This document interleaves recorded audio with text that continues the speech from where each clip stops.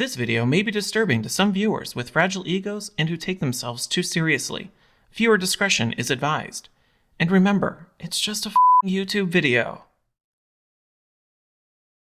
Hey there folks, Tim Slade here from the eLearning Designers Academy. In today's video, I'm going to share with you my top list of e-learning pet peeves that not only drive me insane, but I promise you also drive your learners insane. And I have to believe if we're all willing to put on our critical thinking caps, you just might agree with me. And of course, we'll talk about what you should be doing instead. So stick around.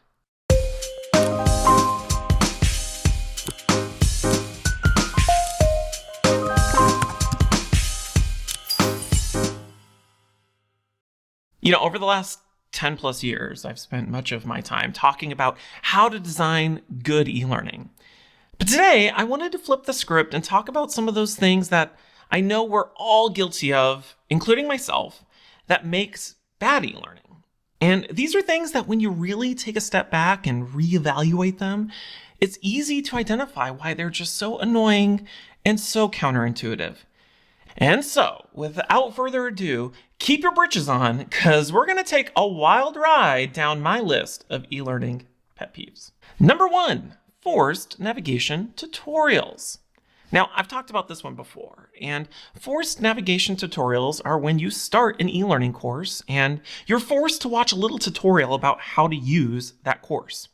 And it usually includes things like how to adjust the volume, how to pause the slide, and a bunch of things that most people, not all, but most people don't need a tutorial for. And I can already hear some of you out there banging on your keyboard saying, "But Tim, some people need help with how to navigate my e-learning courses. Are you saying we shouldn't help them?" No.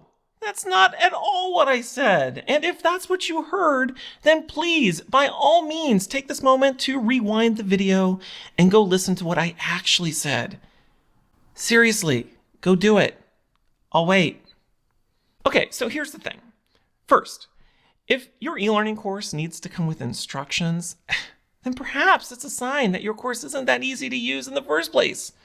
And maybe, just maybe, stick with me here, you need to do a better job designing an easier to use course. But even then, I get it. Not everyone uses computers all the time. And perhaps there are times when some people need help, right? Well, yeah, but the key word here is some. And I have to believe there's a happy medium between forcing all your learners to sit through a navigation tutorial and providing nothing at all. And so, rather than taking an all or nothing approach, which is just ridiculous, what you should be doing instead is offering the tutorial for those who need it, make it super obvious at the start of the course where the learner can go if they need help, and for everyone else, let them skip it. Let them move on to the important stuff, like your learning content. See, it was easy. All right, my second e-learning pet peeve is locked navigation. Okay, I know. This is another one of those things that people love to play devil's advocate with. And I've talked about this one before, and just like forced navigation tutorials, I already know what you're going to say. You're going to say, "But Tim, if I don't lock down my e-learning courses, then learners are just going to be racing to see who can click the next button the fastest to get to the end of the course. And they're going to skip all of my important content that I worked so hard to design." And yeah, I know. It sucks. But have you ever wondered why your learners want to skip your courses and get all the way to the end? I'm just guessing here, but perhaps it wasn't a good idea to take that awful PowerPoint presentation your stakeholder threw at you and then add a next button and throw in a quiz and then shove it into your LMS so that you can shove it down the throats of your learners. I'm not judging here or anything. It's just like, I don't know, I'm wondering. But in all seriousness, here's the thing about locked navigation. Now, I don't know this to be true, but I'm pretty sure in the history of the world, no learner has ever stumbled upon a lockdown e-learning course and then proceeded to say to themselves, "Well, golly gee, this dang here e-learning course is locked down. I guess I'm just going to get super engaged." No. That's not a reality that anyone actually lives in, despite the fact that it's what we like to tell ourselves.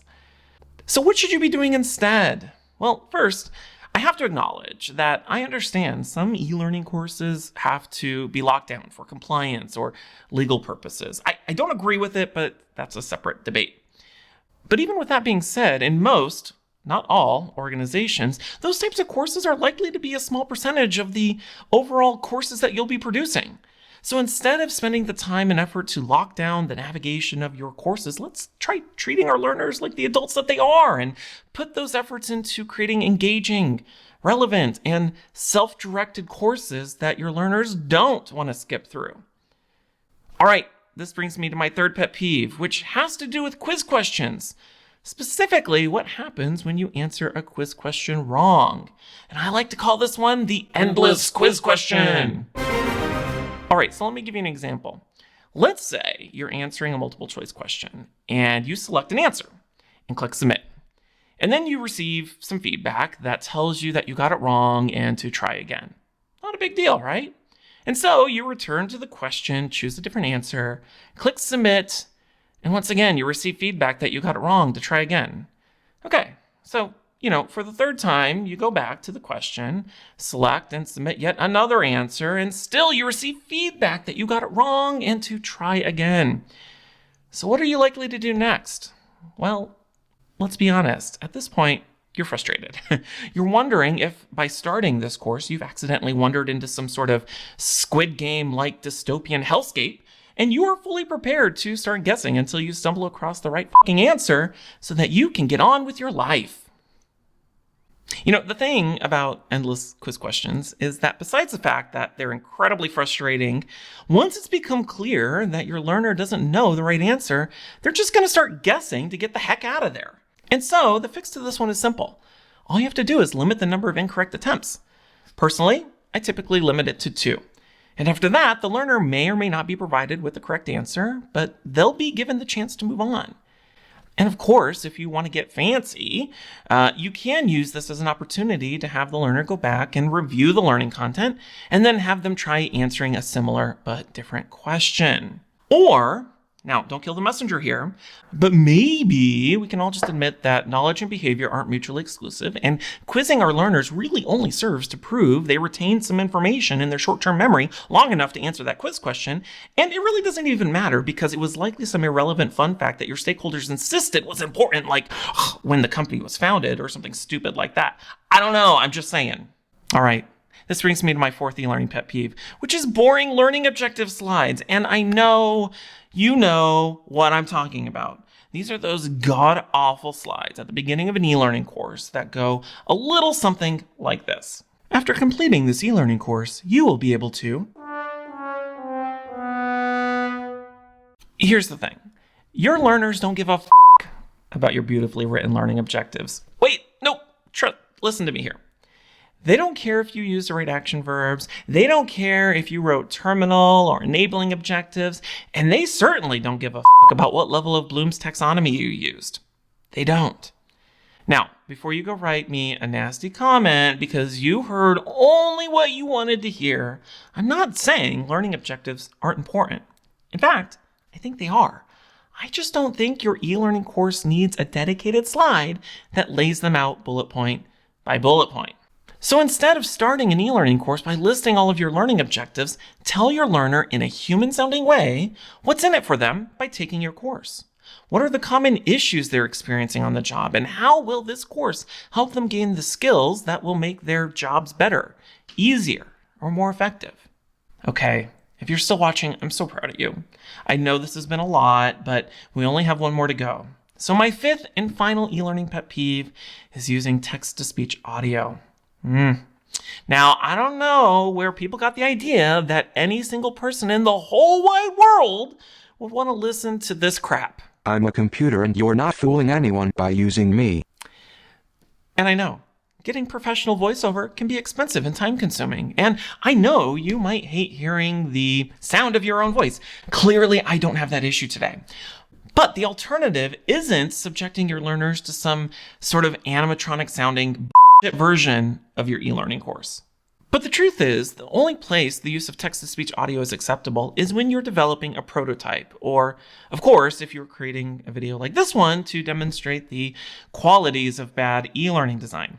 So instead of using text-to-speech audio, get over the cringiness of having to hear your own voice and record some real audio. Or find somebody who will do it for you. Trust me, your learner's ears will thank you.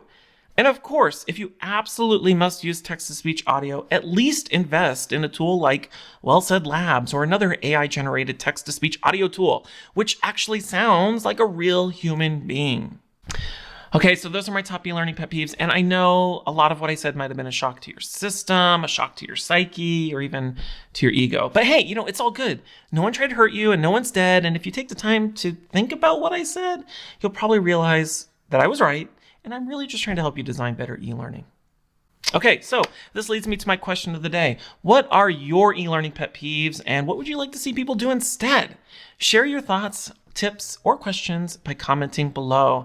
As always, I want to thank you so much for watching. Make sure to click that subscribe button below if you want to see more videos like this one. I don't know. We'll see. And of course, if you want to learn more about growing your e-learning career and designing better e-learning, make sure to check out the E-Learning Designers Academy at elearningacademy.io. My name is Tim Slade, and until next time, I'll see you around.